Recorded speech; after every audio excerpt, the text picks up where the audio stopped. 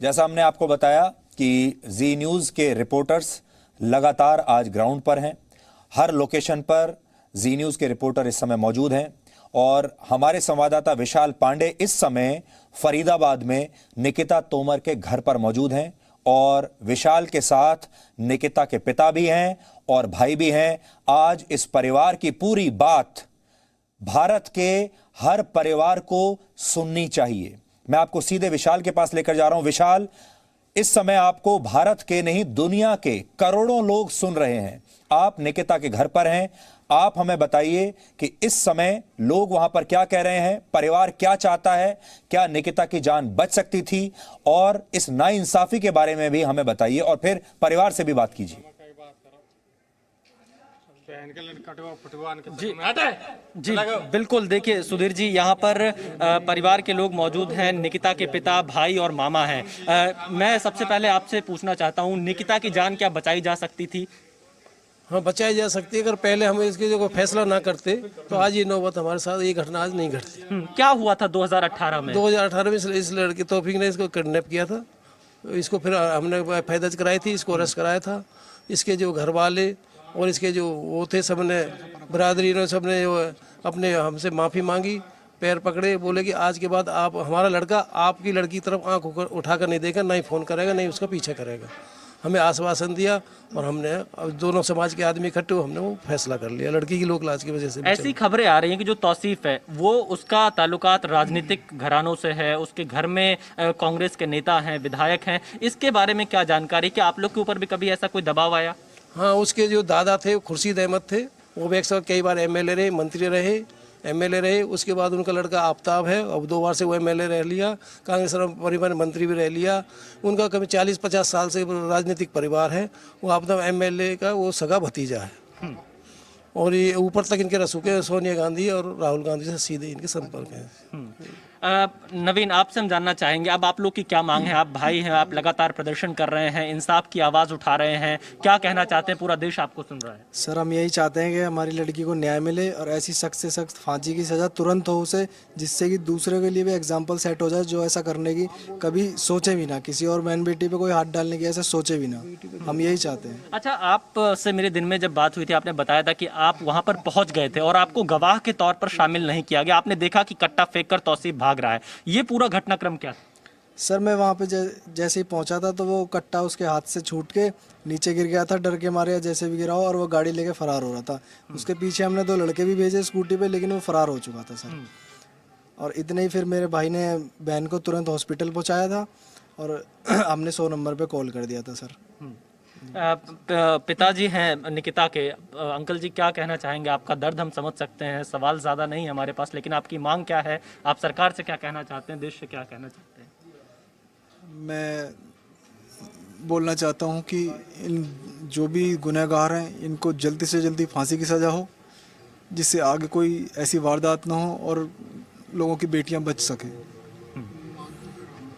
जी, एक तो हमें इनको आर्थिक मदद मिलनी चाहिए और एक बच्चा है, इनको सरकारी नौकरी मिलनी चाहिए। और जो हमारी जो एसआई गठित हुई उसके हिसाब से हमारे जल्दी से जल्दी उसको पुलिस केस को चालान को तैयार करके कोर्ट में सबमिट किया जाए। कोई नेता आप लोगों के पास पहुंचा यहाँ पर? हमारे पास एक ही नेता आए थे, मूलचंद शर्मा जी आए थे, कैबिनेट मंत्री हरियाणा सरकार।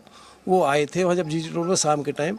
वो आश्वासन दे रहे थे कि हम आपकी जो भी मांग होंगे हम पूरा करेंगे, आपकी सारी कार्रवाई हम पूरी करेंगे। किसी तरह कोई सिटिंग यहाँ के सिटिंग एमएलए नीरज शर्मा कांग्रेस के, वो नहीं आए अभी तक भी न्याय सर 25-30 घंटे से ऊपर हो चुका है। यहाँ के जो हमारे NIT 86 के एमएलए नीरज शर्मा, वो अभी तक उन्होंने हमारी कुछ भी नहीं पूछी हमसे। ना एक बार भी आए देखने, ना हमसे कुछ पूछा, ना एक फ़ोन तक हमको किया है कि क्या स्थिति है, आप लोग ठीक हैं, क्या चाहते हैं आप, कुछ नहीं सर। कांग्रेस से विधायक ये अगर ये घटना किसी मोमडन के साथ घटी हुई होती तो देश के सभी हर पार्टी का नेता आता और पैसों की बरसात होती। बिल्कुल। सुधीर जी सुनिए, ये लोग जो कह रहे हैं, विशाल, मैं ये चाहता हूं कि आप निकिता के पिता से ये बात करें, क्योंकि मेरे हाथ में अभी उनकी FIR है। वो FIR उन्होंने 2018 में दर्ज कराई थी। पुलिस के संज्ञान में ये पूरा मामला था, उसके बाद भी निकिता की जान नहीं बची। तो ऐसा क्यों हुआ?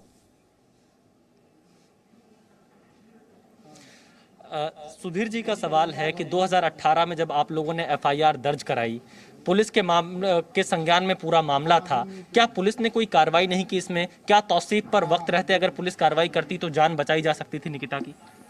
पुलिस ने कार्रवाई करी थी और 2 घंटे के अंदर अंदर ही उसको पकड़ लिया था। लेकिन हम लोग डर गए थे कि एक तो उसका पॉलिटिकल रसूख है, दूसरा उनके पास करोड़ों रुपया खर्च कर सकते हैं।